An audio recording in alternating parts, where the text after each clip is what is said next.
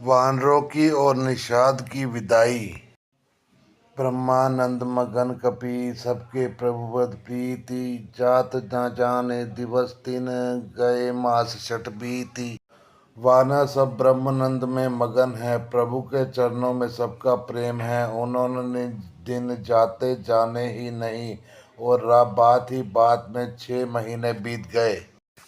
बिसरे गृह सपने सुधि नाही, जिमि परद्रो संत मन माही। तब रघुपति सब सखा बुलाई, आए सभी सादर सिर नाई। उन लोगों को अपने घर भूल ही गए, जगरत की तो बात ही क्या। उन्हें स्वप्न में भी घर की सुध याद नहीं आती। जैसे संतों के मन में दूसरों से द्रोह करने की बात कभी नहीं आती। तब श्री रघुनाथ जी ने सब सखाओं को बुलाया, सबने आकर आदर से सिर नवाया। परम प्रीति समीप बिठारे, भगत सुखद मृदु वचन उचारे। तुम अति कीन मोर सेवकाई, मुख पर के ही विधि करो बढ़ाई। बड़े ही प्रेम से श्री रामचंद्र जी ने उनको अपने पास बैठाया और भक्तों को सुख देने वाले कोमल वचन कहे। तुम लोगों ने मेरी बड़ी सेवा की है, मुंह पर किसकी तुम्हारी क्या बड़ाई करूं। ताते मोहि तुम अति प्रिय लागे, मम हित लाग भवन सुख त्यागे। अनुज राज संपत्ति बदेही, दे गए परिवार स्नेही। मेरे हित के लिए तुम लोगों ने घरों को तथा सब प्रकार के सुखों को त्याग दिया, इससे तुम मुझे अत्यंत ही प्रिय लग रहे हो।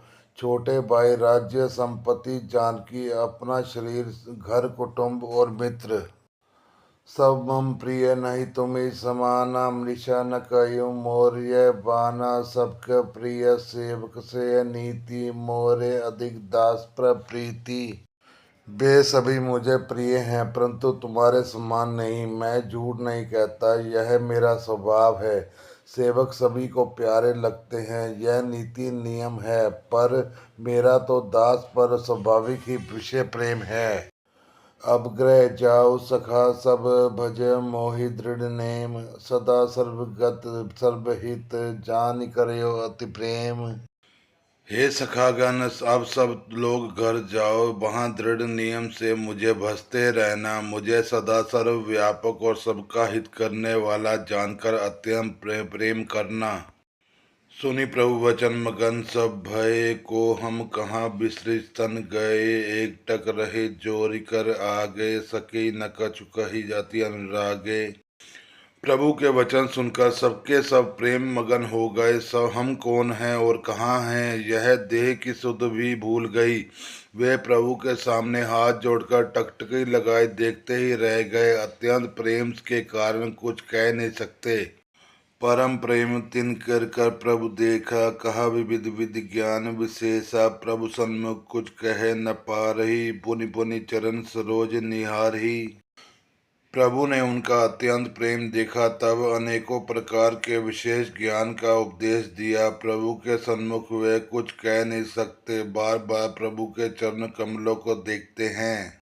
तब प्रभु भूषण बसन मगाए, नाना रंग अनूप सुहाए। सुग्रीवी प्रथम पहिराए, बसन भरत निज हाथ बनाए।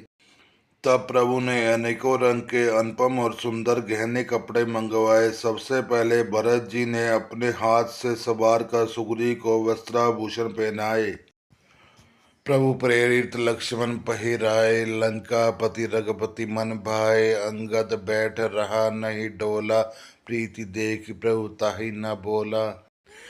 फिर प्रभु की प्रेरणा से लक्ष्मण जी ने विभीषण जी को गहने कपड़े पहनाए, जो श्री रघुनाथ जी के मन को बहुत ही अच्छे लगे। अंगद बैठे ही रहे, वे अपनी जगह से हिले तक नहीं। उनका उत्कृष्ट प्रेम देखकर प्रभु ने उनको नहीं बुलाया। जामवान नील आदि सब पहिराए रघुनाथ, ही धरि राम रूप सब चले नाई पदमाथ। जामवान और नील आदि सबको श्री रघुनाथ जी ने स्वयं भूषण वस्त्र पहनाए। वे सब अपने हृदय में श्री रामचंद्र जी के रूप को धारण करके उनके चरणों में मस्तक नवाकर चले। तब अंगद उठी नाई सिर, अजल नयन कर जोरी। अति विनीत बोले वचन, मनु प्रेम रस बोरी। तब अंगद उठकर सिर नवाकर, नेत्रों में जल भरकर और हाथ जोड़कर अत्यंत विनम्र तथा मानव प्रेम से रस में डूबे हुए मधुर वचन बोले। सुन सर्वज्ञ कृपा सुख सिंधो, दीन दया कर आर्त बदो, मरती बेर नाथ मोहि बाली, गयो तुमरी काछे धाली।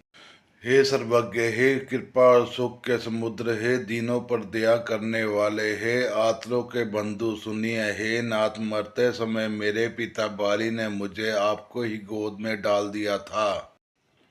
असरन सरन बिरदु संभारी, मोहि जन तजियो भगत हितकारी, मोरे तुम प्रभु गुरु पितु माता, जाऊ कहाँ तज पदर जल जाता।